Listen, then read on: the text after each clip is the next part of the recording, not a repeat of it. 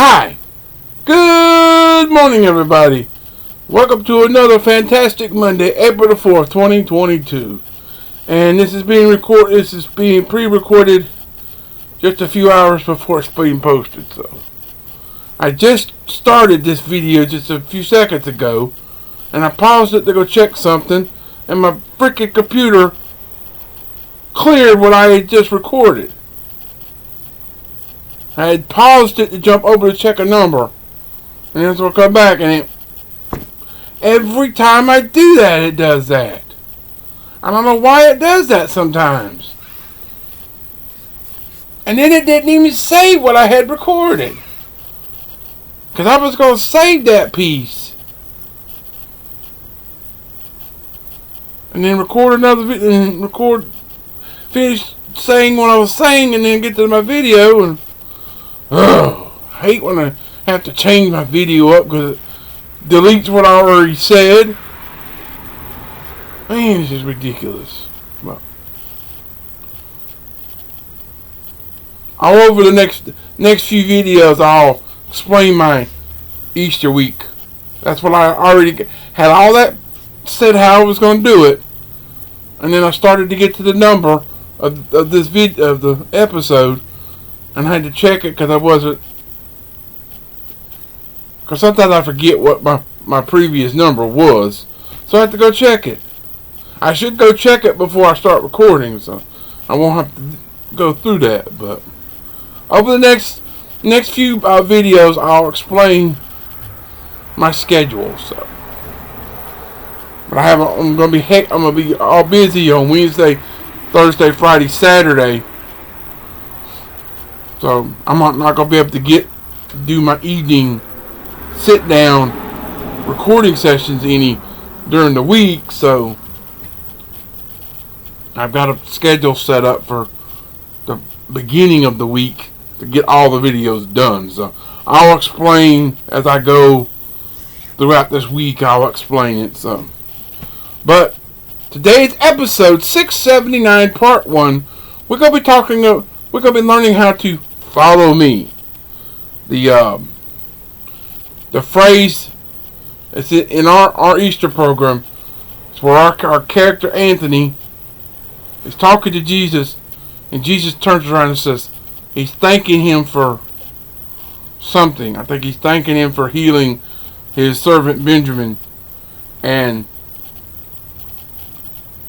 he says, "Your ways are strange to me," and they were like this, and then all of a sudden Jesus turns around and says, "Follow me." And Auntie's like, "Follow me? Follow you? Like, how?" Like, we go. Basically, what this program is a story of the Roman centurion Anthony and his servants Eli, Benjamin, and we've got the the guards Marcus and his backup crew and everything. Then we got Pilate scene, we got Pilate and stuff like that. But it's basically the story of Anthony, how he was converted from being a Roman soldier following Caesar to being turned and converted and being a follower of Jesus. How he turned his life over to Jesus. Like, it was just a slow process, but he finally gave in.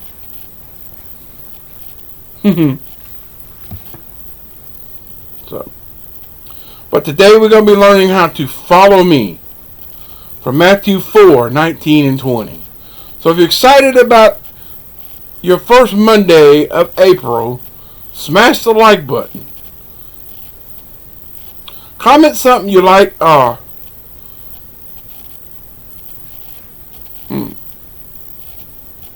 And also, the word "follow me" is a phrase that Jesus used for a lot of his disciples. When he chose his disciples, he goes up into them and said, "Follow me. Lay down what you're doing now and turn. Follow me." You know that storyline. That's probably what we're going to be talking about, partially. So, but have you ever had somebody tell you to follow me? Let me know in the comments. But just subscribe if you do. Turn on notifications. Share the video and channel with your family and friends. Help me reach that 100 subscriber mark by April the 18th, which is now 2 weeks away. That's right. 2 weeks from today is my birthday. So 14 days. And Easter is 13 days. And then, and I also have to have next Sunday, I'm doing a pre-dress rehearsal, which will be just a run through. We're going to actually run through the program all the way through. There's not going to be no evening service for our church, but that's way. And then Wednesday we have to go in there, run once through the program in our get up, and that way we could get the feel of everything. And then Thursday it's game time. So, but be in prayer for me as I get it ready. My singing is all right.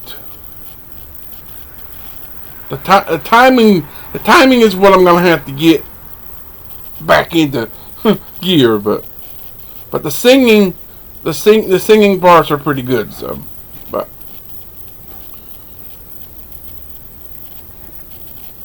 the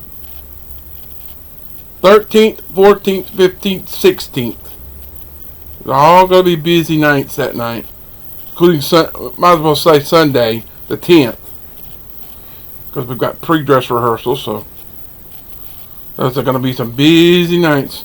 Then we got Easter Sunday. Got sunrise. We're going to have sunrise service that morning, real early. So I probably will. No, I guess I'll have them ready to go by normal time on Easter. And you'll see my little Easter ears if you saw my Easter videos last year. My Easter ears will make a return. And that's the only thing I got that's Easter enough. So, but follow me, Matthew 4:19-20. And he said unto them, follow me, and I will make you fishers of men. And they straightway left their nets and followed him. Yep, that's what I was talking. That's the term I was talking about. So it's not unusual for man with a political cause or message to develop a following in Israel of Jesus' day. See Acts 5:35 and 37, 35 to 37, for example. It was even common for a Jew to follow a religious master, calling him rabbi and becoming his disciple.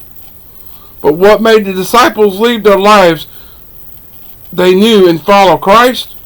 Perhaps they hoped he would lead a successful rebellion against Rome, but he had done nothing to make them think so, nor had he promised them a life of luxury and ease, but rather hardship of hard work in their new occupation as fishers of men.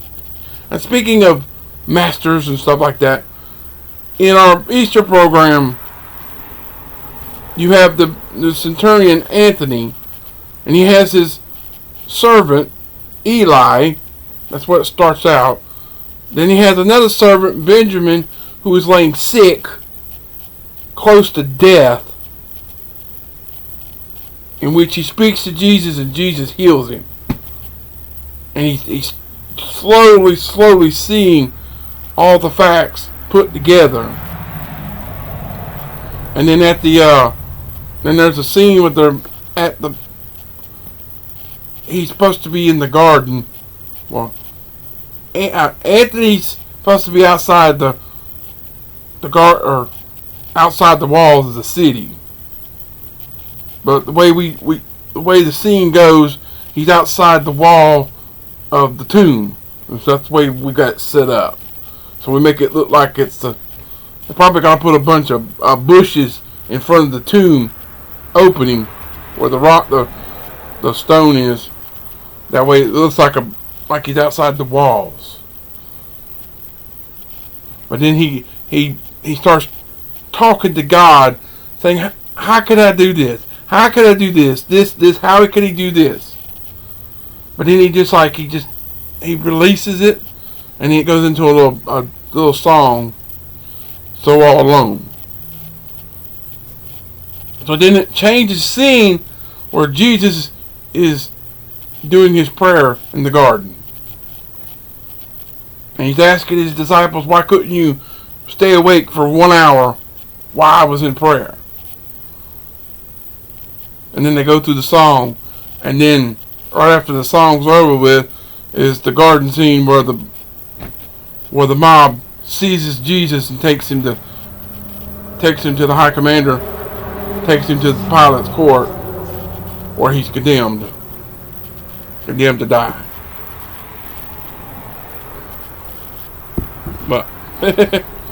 But sorry for rambling on like this long. I didn't want to ramble this long, but I am. I gotta hurry and get this thing done so I can turn around and get it posted by the time I want it posted. So let's just go. But however, John the Baptist had prepped the way for the Lord. He had trained at least most, possibly all, of the men who would eventually become Jesus' disciples. John stood and two of the disciples, and looking upon Jesus as he walked, he said, Behold the Lamb of God! And the two disciples heard him speak, and they followed Jesus. John 1, 35-37. So training by John even became a requirement for a potential replacement for Judas. Acts 1, 20-22, which yesterday in the Sunday morning message at my church, we discussed on that about Judas. It's a pretty good message. I enjoyed it. But a credible witness in John was not their only reason to follow, for they had a great body of compelling evidence.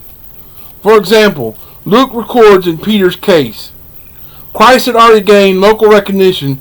Luke 4:14 to 15. 14 and 15. Jesus had been to Peter's house for dinner, where his mother-in-law had been healed. 4:38 and 39. Luke 4. Christ had used his boat for teaching. Luke 5 verse 3. And had miraculously directed them to an overwhelming catch of fish. Luke 5 verse 6. So in response, Peter and his partners forsook all and followed him. Luke 5:11. So we all have a much surer testimony and much more evidence.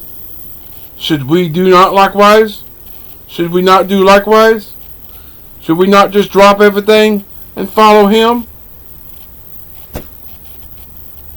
If you haven't yet, now is the time. But that's all I have for today. Sorry for rambling like I did. But coming up tomorrow, in your episode 680, because we're 679 today. So tomorrow is 680 part 1.